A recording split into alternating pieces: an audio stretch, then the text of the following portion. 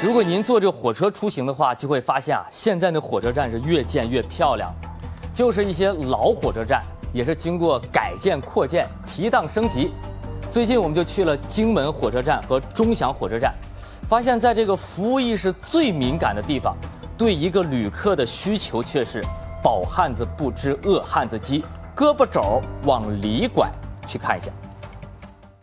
中午12点，骄阳似火，热浪滚滚。位于荆门市东宝区的荆门火车站内人头攒动，候车的旅客有上百名。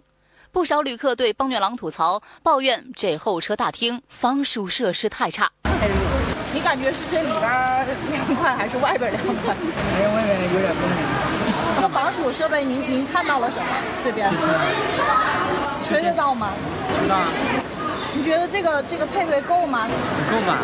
帮女郎看到上千平的候车大厅内仅配备有2台空调，虽然每隔几米就装有1台电扇，但仍驱不走燥热。据了解，这2台空调还是上个月刚安装的。那小办公室都谁配备空调？为什么外边不能多配点啊？这么多人。这个问题我们解决不了，投诉了都不知道有多少，没用，局长他都管不了。在荆门火车站，几乎每个办公室都装有空调。可是上千平的候车大厅却只有2台空调。随后，帮女郎乘坐火车来到钟祥火车站，这里的售票大厅不要说空调，靠近旅客处连电扇也没有装，而一窗之隔的售票室却装着空调。你这么多人，好热啊！那怎么弄呢？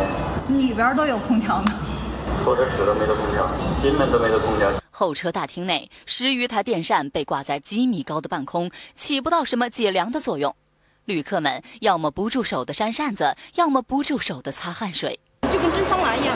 就是得干成什么呀？干成难受。没意见吗？你们都？有意见的当然提个点，有意见提也没得用啊。帮女郎到钟祥火车站客运值班室反映情况。这一进门，阵阵凉意就扑面而来。这里的让人惬意的凉爽与候车大厅令人窒闷的燥热形成鲜明对比。你们在里边挺凉快的，外边真的是。出去还不热。有没有准备建呢？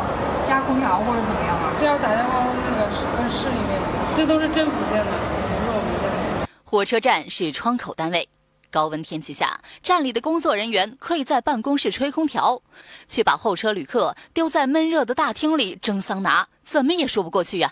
帮女郎将荆门、钟祥2个火车站的情况向他们的上级主管单位中铁武汉局集团反映。之前应该也有旅客反映了，这边是后面会后期的话，这就是公司那边我们铁路这边后期肯定是会做好那个防暑降温的一个工作的。工作人员他们办公室都有空调，这边帮您反映。后期肯定也是会有补充的。直到发稿之时，荆门、钟祥2个火车站的情况并没有得到改进。人家工作人员的肯定要比你这些人他舒服了，他管你们怎么样？